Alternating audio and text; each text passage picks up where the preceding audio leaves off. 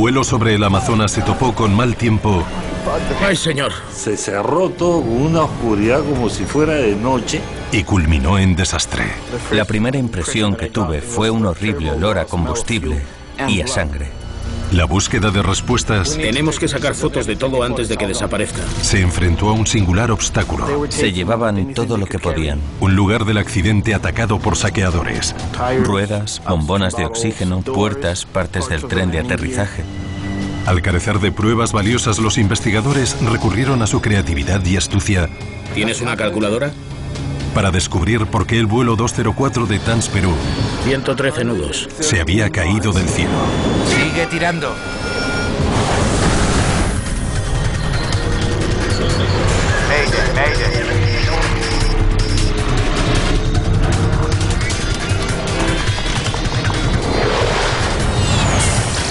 Mayday, catástrofes aéreas.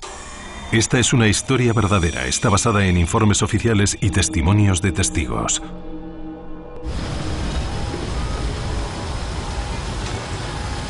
Aterrizar a ciegas. El fuselaje destrozado de un 737 yacía humeante en la selva peruana. Los pasajeros desorientados luchaban por salir de entre los restos. Y yo he estado parado afuera, tratando de ayudar. Son personas que se acercaban a la puerta.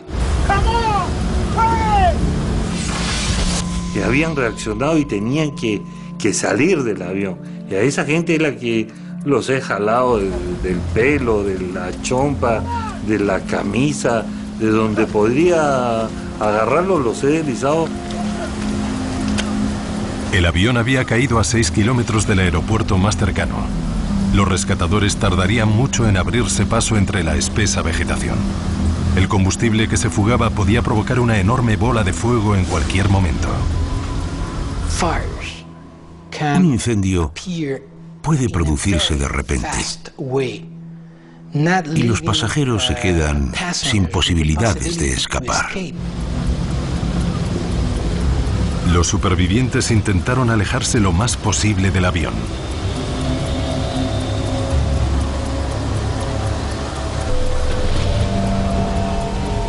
Diez minutos que hemos estado tratando de alejarnos del avión. El avión vuelve a estallar. Solo quedaban restos esparcidos del vuelo 204 de TANS Perú. Un vuelo que hacía solo una hora antes se estaba preparando para despegar de Lima.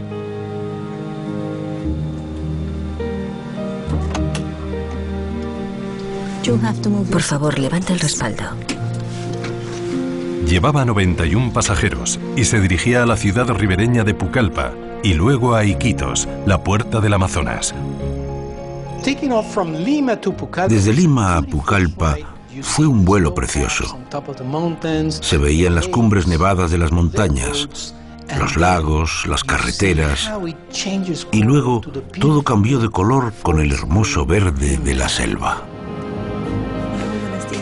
Héctor Chaparro Ugarte casi perdió el avión. Era un funcionario que viajaba regularmente a Pucallpa por trabajo. Hay espacio de sobra, 3 asientos más allá si quieren. Muy amable. Siempre tengo problemas cada vez que subo un avión, que no me chocan las piernas con el asiento que está adelante. Siempre me preocupo de estar en el lado de la puerta de emergencia porque es el lado más amplio.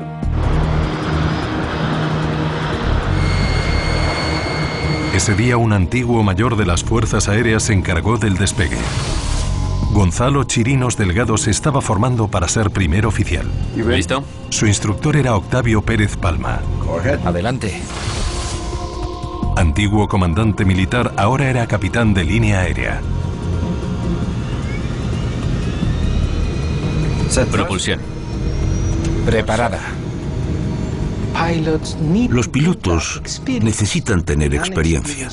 Los pilotos sin experiencia vuelan en el puesto de primer oficial, junto a un primer oficial con experiencia sentado al lado. En ese vuelo, el primer oficial con experiencia era Jorge Pinto Panta, como apoyo para Chirinos Delgado.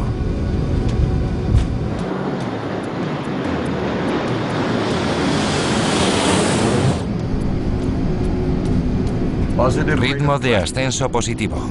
Tren arriba. Empuje de ascenso.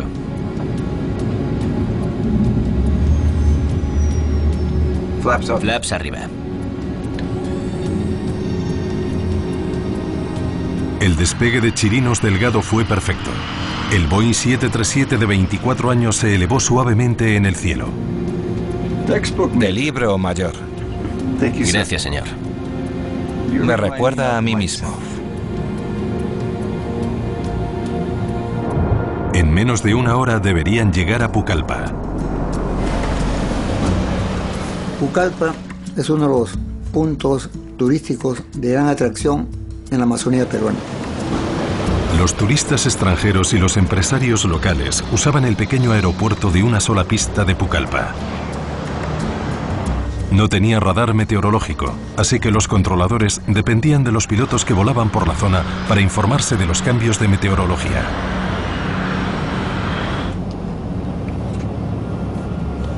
Les habla el capitán Pérez Palma. Las condiciones meteorológicas del vuelo son buenas, pero para su seguridad les agradezco que permanezcan en sus asientos con los cinturones abrochados.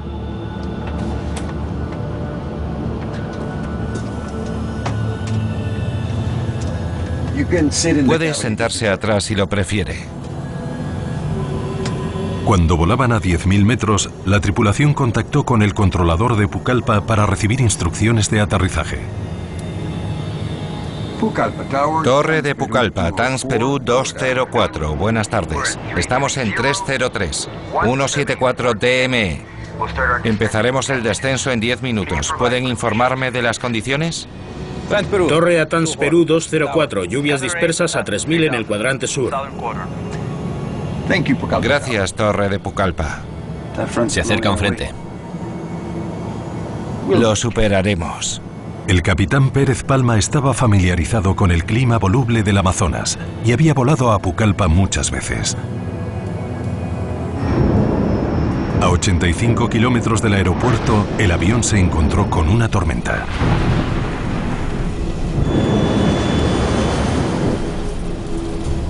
No era entendible por qué hemos tenido que entrar en una tormenta de esa, pero sí era eran lluvias torrenciales. En Pucallpa había nubes que amenazaban tormenta, pero aún no llovía. TANS Perú 204. Charlie Bravo en cuadrante sur. Inicien descenso final a 500. TANS Perú 204 a Torre de Pucallpa. Gracias, descendiendo a 500. Cuando el capitán fijó el piloto automático en la nueva altitud, otro avión llegó al aeropuerto de Pucallpa. La tripulación informó de las condiciones. La pista 20 de momento parece bien, pero el tiempo está cambiando muy rápido. Sugerimos precaución. Muy bien. Mira, fíjate en ese monstruo. Es enorme, casi como Inglaterra.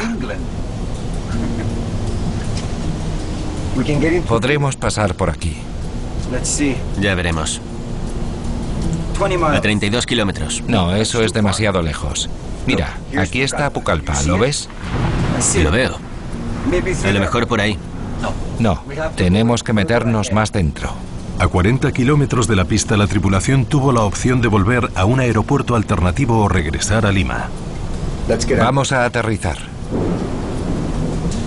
Vale. ¿Pero no vamos al alternativo? Pero Pérez Palma estaba decidido a llegar a Pucallpa.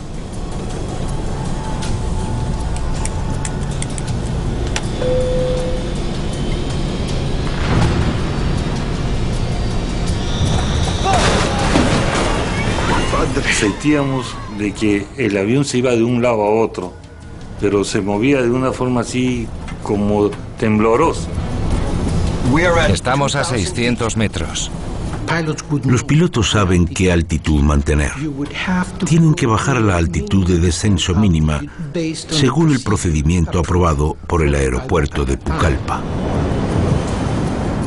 500 metros era la altura de descenso mínima para ese vuelo. El capitán Pérez Palma sabía que no podía bajar más hasta que viese la pista.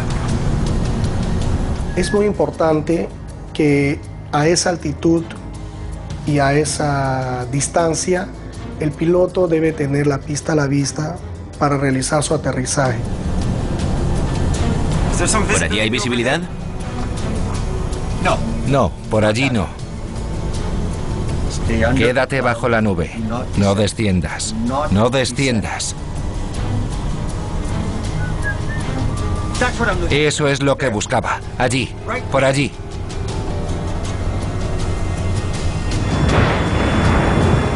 Se cerró todo con una oscuridad como si fuera de noche, siendo las 2:45 de la tarde, y se puso oscuro como si las ventanas estuvieran cerradas.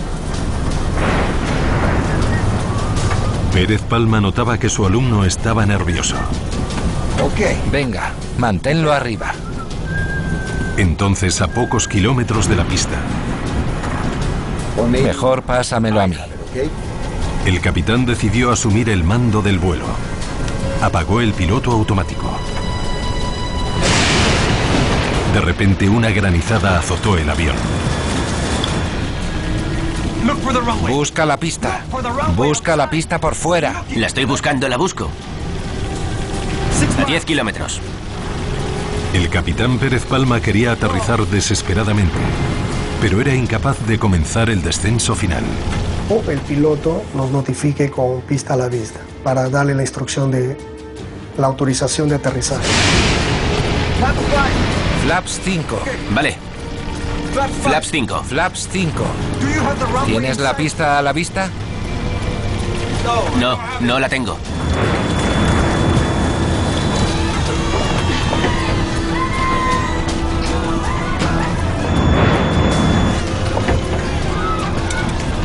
Vino la aeromoza y vino corriendo y se sentó en un espacio vacío. No pasará nada. De ahí ya comprendí que las cosas estaban bastante serias. Di a la torre que confirme la visibilidad al otro lado de la pista para dar la vuelta y aterrizar por allí. Hasta que pudiera ver la pista, no podía descender a más de 500 metros. Torre de Pucallpa, TANS Perú 204. ¿Cuál es la visibilidad al otro lado de la pista? Torre a TANS Perú 204. La visibilidad está empeorando. Ahora es de menos de 2,5 kilómetros. No la veo. No veo nada. Se activó la alarma de altitud, una grave advertencia. Inexplicablemente, el avión se desplomó cientos de metros en segundos. Ya estaba apenas a 150 metros del suelo. Tira, ¿vale? Tira conmigo. Tira. La tripulación solo tenía segundos para evitar el desastre. Ayúdame a tirar. Tira, ayúdame a tirar. TANS Perú 204. Tira. TANS Perú 204. Tira.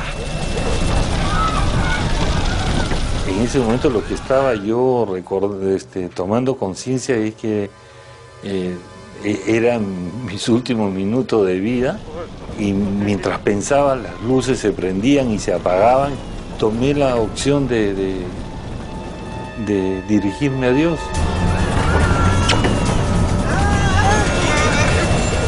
Tira conmigo. Tira. Tira.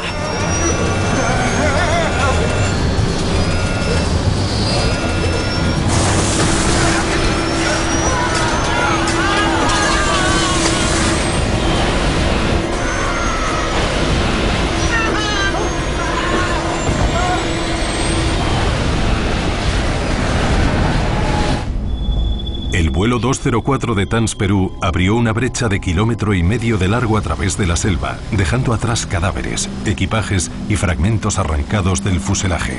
TANS Perú 204. TANS Perú. TANS Perú 204. El vuelo 204 no respondía a las llamadas del controlador aéreo Juan Carlos Flores Peña. Le da a uno en el sentido de que algo no bueno está pasando. Los temores del controlador se confirmaron cuando recibió una llamada del jefe de bomberos local. Y me informa de que un sobreviviente, amigo suyo, le había llamado a su celular para decirle que él venía en ese vuelo y que los pasajeros de la parte delantera todos habían fallecido y que había muchos sobrevivientes de la parte trasera.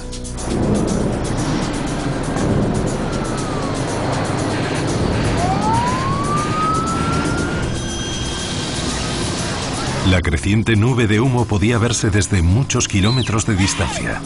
Los vecinos de la zona acudieron a ayudar, pero algunos solo querían ayudarse a sí mismos.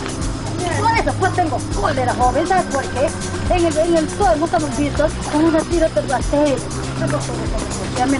Yo cuando me fui allá, yo me vi con una mentalidad, con una idea de ayudar, a auxiliar a esta gente, no a robar. En vez de ayudar a la gente y decir, vamos, acá hay un vivo, acá hay un muerto, y ver en qué se puede ayudar a la gente, comenzaron a saquear. Los supervivientes estaban indefensos y no podían impedir el pillaje. Solo podían esperar a que llegase la ayuda.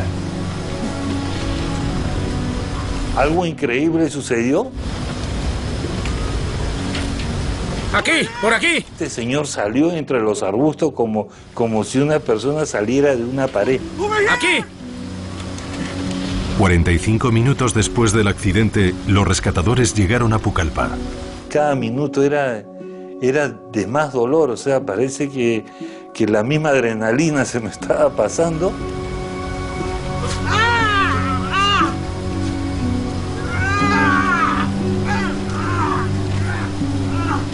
Hacia el preciso lugar del... El reportero local Gino Márquez Álvarez fue uno de los primeros periodistas en acudir. Fue algo para mí impresionante el ver maletas tiradas por todos lados, ¿no? Ropa de quienes habían sido los pasajeros. Era la primera vez que había cubierto un accidente aéreo. Indudablemente me quedó marcado, ¿no?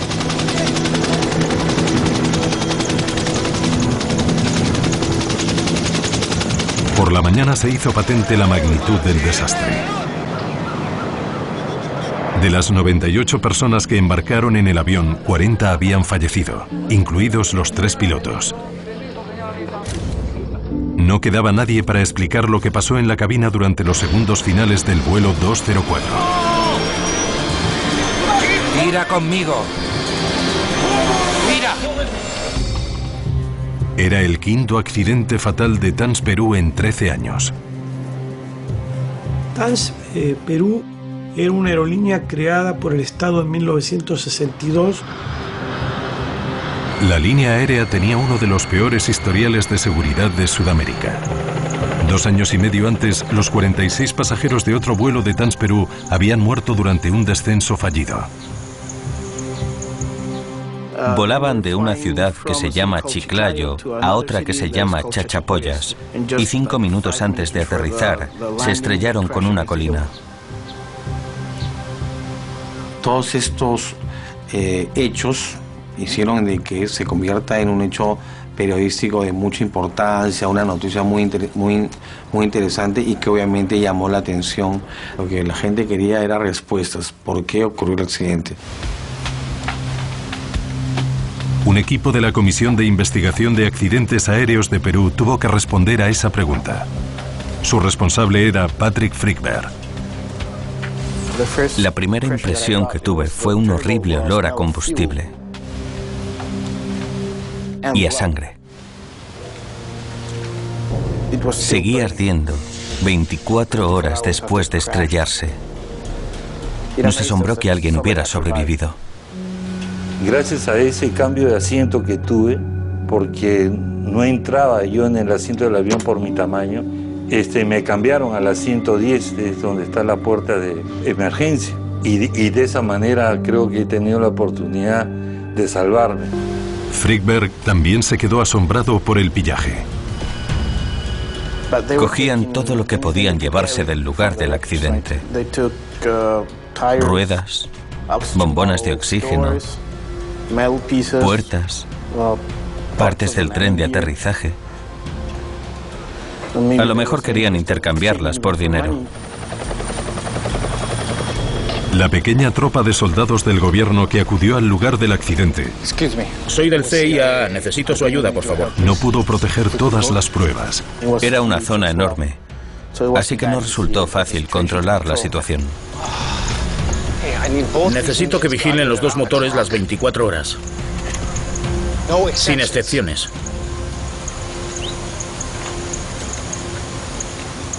Frigberg tuvo que proteger las piezas más valiosas.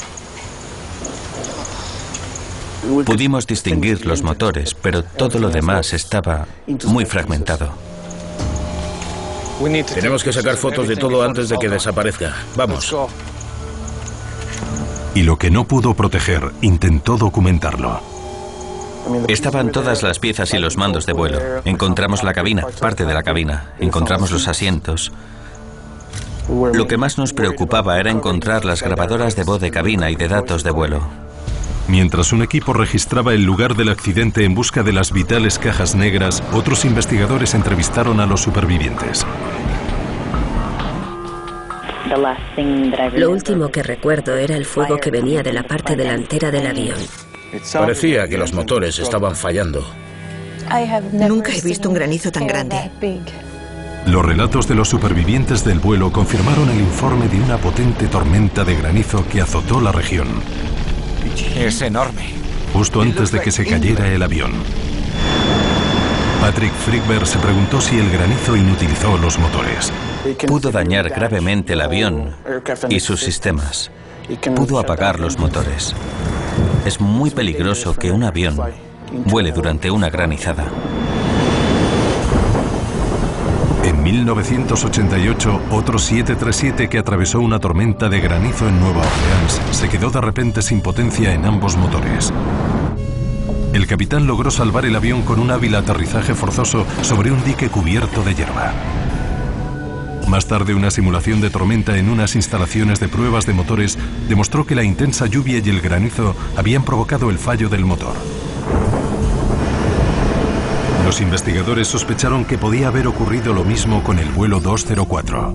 El gran volumen de lluvia y granizo causó el apagado de ambos motores.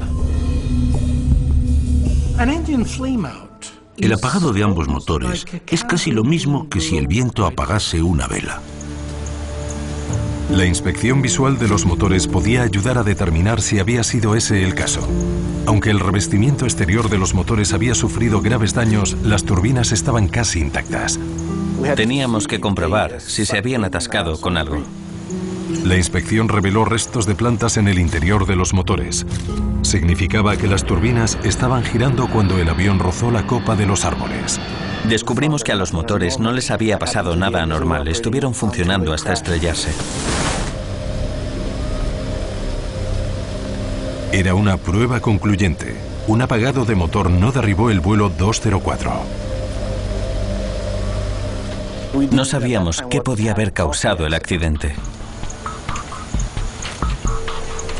Se renovó la esperanza de encontrar respuestas cuando horas después se halló una de las dos cajas negras del avión. Como Perú carecía de la tecnología para la lectura de sus datos, enviaron la grabadora de datos de voz al NTSB de Washington para que la analizasen. Nos emocionamos porque pensamos que ya teníamos algo con lo que trabajar. Pero la segunda caja negra, la grabadora de datos de vuelo, seguía desaparecida. ¿Hay algún rastro de ella? Me imagino que lo habrá pasado. Seguid buscando. Lo más probable era que se la hubiesen llevado los saqueadores. Cuando vimos que se llevaban muchas pruebas, nos quedamos muy frustrados por no poder controlar mejor el lugar del accidente. Con las pruebas que necesitaban desapareciendo a cada minuto, ofrecieron una recompensa de $500 por la devolución de la grabadora de datos de vuelo. Indicaría cómo estaban los motores y cómo estaban rindiendo los sistemas hasta que se estrelló el avión. Era una información muy necesaria. Y obtener esa valiosa información dependía del pueblo de Pucallpa. Mientras tanto, Frigberg recabó información sobre lo que observó el controlador aéreo de la torre mientras esperaba el aterrizaje del vuelo 204. Es ahí cuando ya le informo al piloto de la presencia del cumulonimbus. Y en el mundo de la aviación Todos sabemos ya, pilotos y controladores, que es la nube más peligrosa que tenemos. El controlador avisó a la tripulación de las nubes de tormenta, también conocidas como Charlie Bravo. TANS Perú 204, Charlie Bravo en el cuadrante sur. En Perú, los controladores no tienen autoridad para cerrar un aeropuerto. Comience descenso final a 500 metros. Avisó a la tripulación de que las condiciones se estaban deteriorando con rapidez. Podemos pasar por aquí. Según el Manual General de Operaciones, las tormentas se evitan o se rodean, si es posible. El vuelo visual le dice al piloto que en situaciones de no visibilidad tiene que inmediatamente ascender e irse a un aeropuerto alterno. Los investigadores necesitaban averiguar por qué el capitán Pérez Palma había corrido el riesgo de atravesar la tormenta. No, tenemos que meternos más dentro. Tenía suficiente combustible para desviarse a otro aeropuerto. Sospecharon que los orígenes poco habituales de TANS Perú tuvieron algo que ver con su decisión. La línea aérea fue fundada por las fuerzas aéreas y fomentaba un espíritu que entraba en conflicto con los fines de la aviación civil. TANS Perú empezó como una línea aérea militar sin ningún permiso de las autoridades civiles de Perú. Su personal eran pilotos militares retirados o pilotos militares en servicio inactivos. Pilotos militares tienen otra formación que el piloto civil. Tienes que aterrizar, ya es una orden. Aterriza. El piloto civil de repente tiene un margen más de dudar o de libertad. Y la actitud militar es cumplir siempre la misión. La pregunta inevitable era: ¿Pérez Palma pasó por alto la seguridad y puso en peligro las vidas de sus pasajeros en un malogrado intento por cumplir su misión? Lo conseguiremos.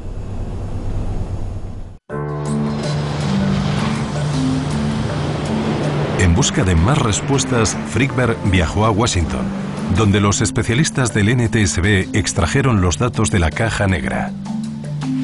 ¿Por allí hay visibilidad? No, por allí no. Quédate debajo de esa nube. No desciendas. No desciendas. Solo oigo dos voces. La de Pérez Palma y la de Chirinos Delgado. Se suponía que era una tripulación de 3 hombres, pero solo se oían 2 voces. ¿Dónde está el primer oficial? Busca la pista. Busca la pista por fuera. Pero antes de poder responder a esa pregunta... 10 kilómetros. Hola, soy Patrick. Recibió una noticia de su oficina en Lima. Llamadme en cuanto la abráis. La recompensa ha funcionado. Tenemos la otra caja negra. $500 resultó ser suficiente dinero para un hombre de Pucallpa. Supuso un gran avance para los investigadores. El hombre accedió a intercambiar la segunda caja negra por el dinero de la recompensa. Se creyó que era una buena persona. Si aún funcionaba, la caja negra podía indicar la causa del accidente, al revelar cualquier fallo eléctrico o mecánico.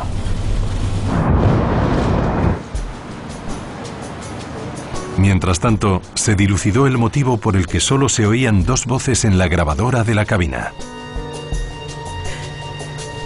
El primer oficial estaba con nosotras. El primer oficial no estaba en la cabina. Puede sentarse atrás si lo prefiere. Porque su cinturón de seguridad no funcionaba. Los fabricantes de aviones los diseñan para volar con al menos 2 pilotos. La tripulación ignoró la regla que exigía que el primer oficial permaneciera en la cabina durante la sesión de entrenamiento. Sube el volumen. Frickberg también se dio cuenta de una señal que indicaba que el aprendiz Chirino Delgado no estaba cómodo pilotando el avión.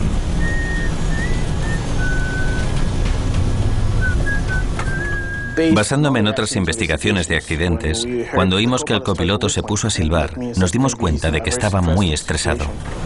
Busca la pista por fuera. La estoy buscando. Pero la investigación distaba de haber acabado. Empezaba a parecer que el emparejamiento... ¿Bajo el tren? Aún no. De ese capitán. Fíjate en la velocidad, idiota. Con ese piloto sin experiencia estaba abocado al fracaso.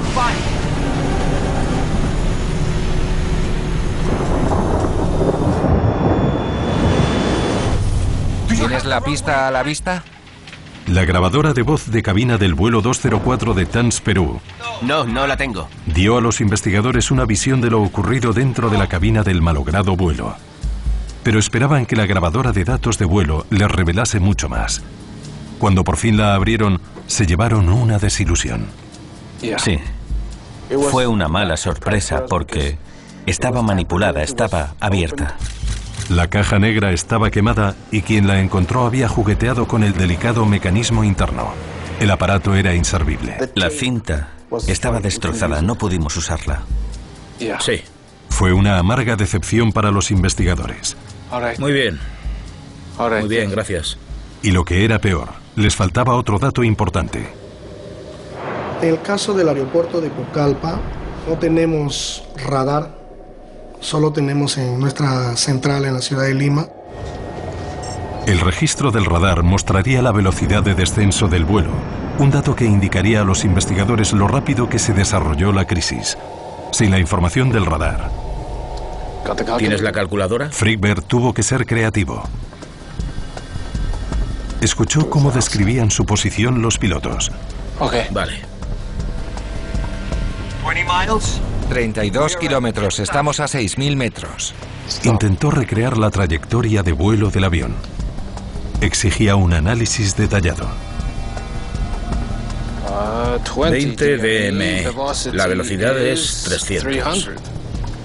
Midió cuánto tardó el avión en recorrer una distancia dada para calcular la velocidad del aire. Hicimos cálculos matemáticos para obtener el ritmo de descenso.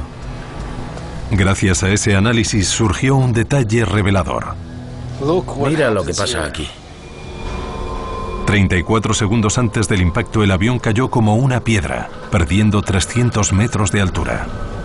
Tenía intenciones de subir, pero se vio de que el avión, en vez de subir, llegó un momento en que más se ladeaba hacia abajo, y ahí es cuando realmente se ha sentido como si el avión ya tuviera una caída libre. Los cálculos mostraron que la pérdida repentina de altitud del vuelo 204 estuvo acompañada de una rápida pérdida de velocidad.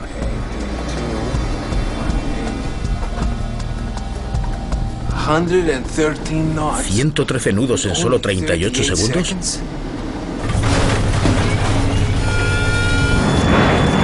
Es cuando empezó el granizo. La caída repentina de altitud y velocidad coincidió con la granizada. Frikberg ya sabía que el granizo no había apagado los motores del 737. Pero a lo mejor el granizo había causado otro problema distinto, aunque igualmente grave. Obtuvo una imagen de satélite de alta resolución de la nube de tormenta sacada en el momento del accidente. Cuando vimos el tamaño de la tormenta, supimos que un granizo muy grande había azotado el avión. Fíjate en lo que refleja el radar. Es una columna de aire. Dentro de las granizadas hay columnas de aire en rápido movimiento con corrientes hacia abajo. Volar a través de una supone un gran riesgo. Puede dañar el avión o empujarlo hacia abajo. En 1985, un Lockheed L-1011 voló a través de un cumulonimbo mientras bajaba al aeropuerto de Dallas-Fort Worth. Se encontró con una potente corriente hacia abajo y se estrelló poco antes de llegar a la pista. Una corriente hacia abajo podía explicar la repentina pérdida de altitud y velocidad del vuelo 204. Pero los pilotos experimentados como Pérez Palma están entrenados para reconocer una corriente hacia abajo y combatir sus efectos. Tenía que empujar las palancas a fondo para aumentar la velocidad. e inmediata y automáticamente después tenía que tirar del timón para ganar altitud. Elevar el morro del avión y acelerar a toda máquina habría mantenido al avión libre de problemas. Busca la pista. Busca la pista fuera. La estoy buscando, la estoy buscando. Los investigadores tenían que responder dos preguntas clave. ¿Por qué los pilotos no pudieron recuperarse de la corriente descendiente? ¿Y por qué no se dieron cuenta de que estaban cayendo hasta que sonó la alarma? No tenían ni idea de que estaban descendiendo. Fue un gran error. Por eso tiene que haber dos pilotos. Para que uno mire el instrumental de vuelo, mientras el otro se fija en lo que pasa fuera del avión. La inexperiencia del piloto en formación podía explicar por qué no se dio cuenta del descenso del avión, pero el capitán era un piloto de combate muy experimentado. Fue un comandante con muchas horas de vuelo, eficiente militar, inclusive héroe de guerra, combatió desde el aire en un conflicto que tuvimos con un país vecino, por lo cual fue condecorado. Pérez Palma conocía esa ruta. Estaba acostumbrado a volar con tiempo impredecible. No tenía sentido. Pero cuando Frickberg examinó las fotos del lugar del accidente, encontró una pista.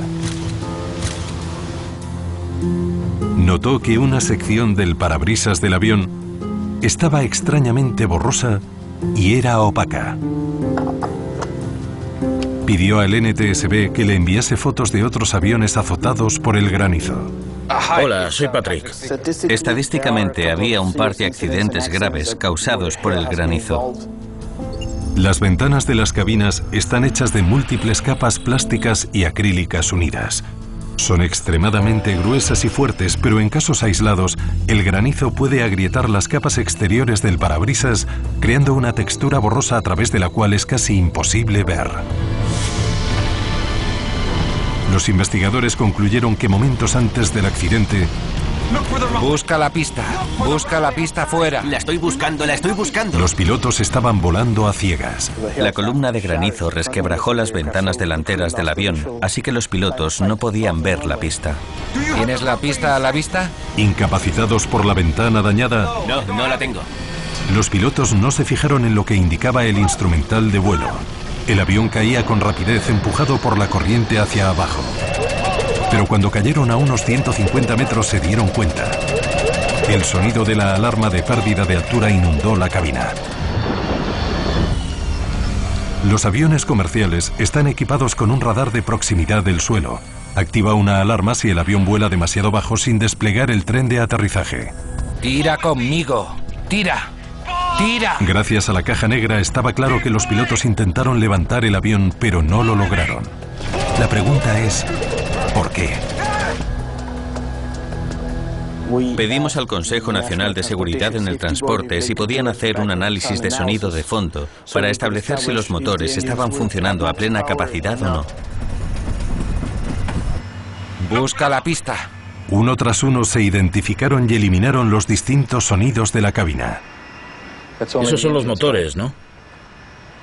Si los pilotos estaban intentando ascender, los motores deberían hacer mucho ruido al acelerar, pero los investigadores no lo oyeron. No están acelerando. Se oía una frecuencia constante hasta el final. Parecía que los pilotos no lograron hacer lo único que habría salvado al avión: seguir el procedimiento estándar y acelerar para superar el peligro. Frickberg necesitaba averiguar por qué habían cometido ese error tan fundamental y revisó los acontecimientos que condujeron al accidente. Una tormenta perfecta de sucesos improbables y errores trágicos.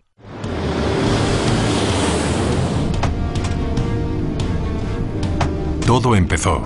Puede sentarse atrás si lo prefiere. Con el cinturón de seguridad roto del asiento del primer oficial. El capitán se quedó volando solo con un piloto joven e inexperimentado. De libro, mayor. Gracias, señor. Me recuerda a mí mismo.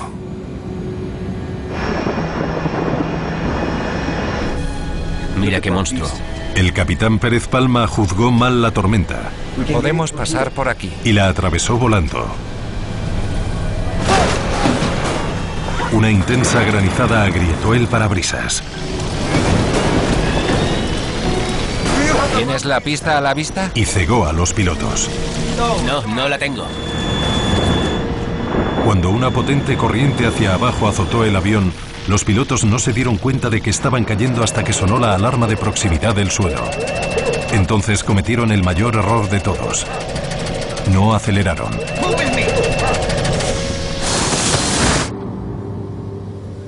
Los investigadores concluyeron que lo ocurrido era el resultado de una decisión crítica tomada momentos antes por el capitán Pérez Palma. Selló su destino.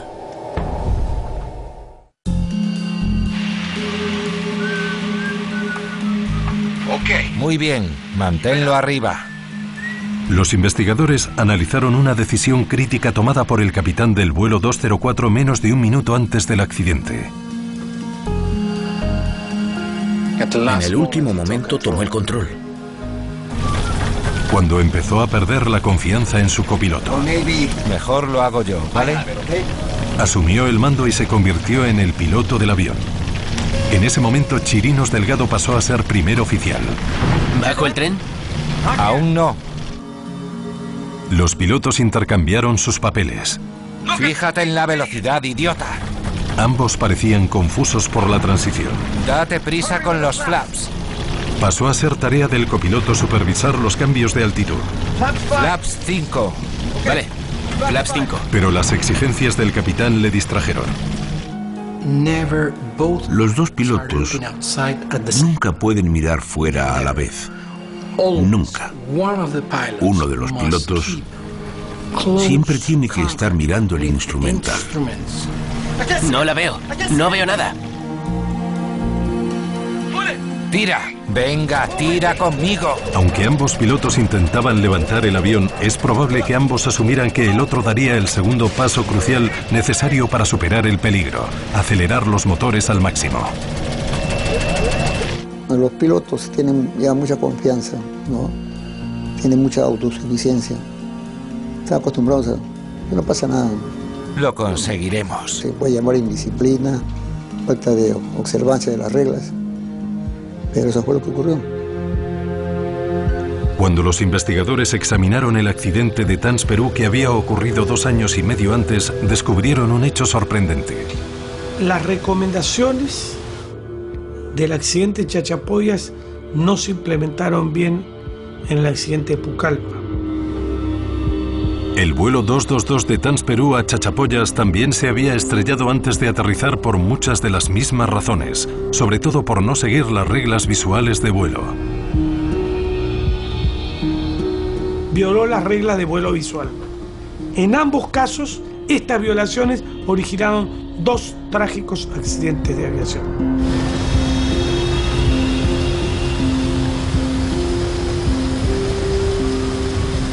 No tiene absolutamente nada mal. Pero antes de que los investigadores pudieran concluir su trabajo, la empresa tuvo otro incidente grave.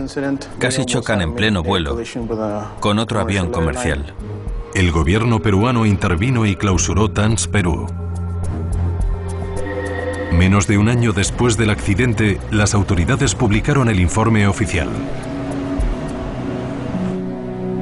La causa principal del accidente, un error del piloto. Vamos a pasar por debajo. No supo ser consciente de la situación. ¿No vamos a la alternativa? El accidente lo causó la infracción de los procedimientos. Atravesar una tormenta, volar sin un primer oficial cualificado en la cabina y no reaccionar adecuadamente ante una emergencia, son todos errores importantes. Nunca debería olvidarse que la formación... ¿Estás listo? Adelante.